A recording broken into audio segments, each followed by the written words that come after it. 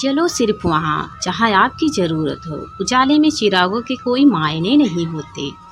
यदि आप गुस्से के एक क्षण में धैर्य रखते हैं तो आप दुख के 100 दिन से बच जाएंगे। जिंदगी को लेकर हमारी शिकायतें जितनी कम होती जाएंगी, हमारा जीवन उतना ही बेहतर बनता जाएगा।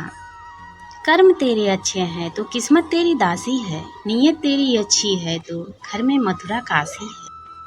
हर किसी को कर्म फल भोगना पड़ता है। अच्छा या बुरा कर्म की पहचान समय खुद देता है।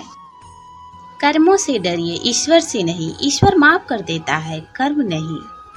कर्म बड़ा या भाग्य, आइए जानते हैं श्री कृष्ण के विचारों से। एक बार देवर्षि नारद जी बैकुंठ धाम गए। वहां उन्होंने भगवान विष्णु का नमन किया।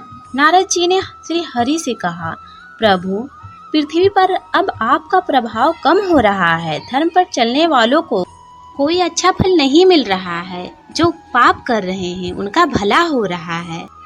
भगवान ने कहा, कोई ऐसी घटना बताओ। नारद ने कहा, अभी मैं एक जंगल से आ रहा हूँ। वहाँ एक गाय दलदल में फंसी हुई थी।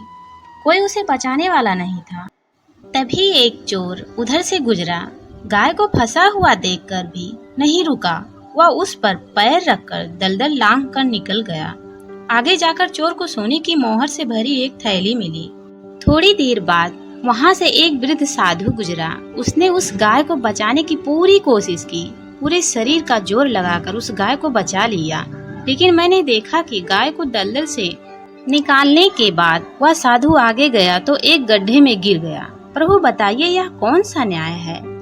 नारद जी की बात सुन लेने के बाद प्रभु बोले, यह सही ही हुआ। जो चोर गाय पर पैर रखकर भाग गया था, उसकी किस्मत में तो एक खजाना था, लेकिन उसके इस पाप के कारण उसे केवल मोहरे ही मिली।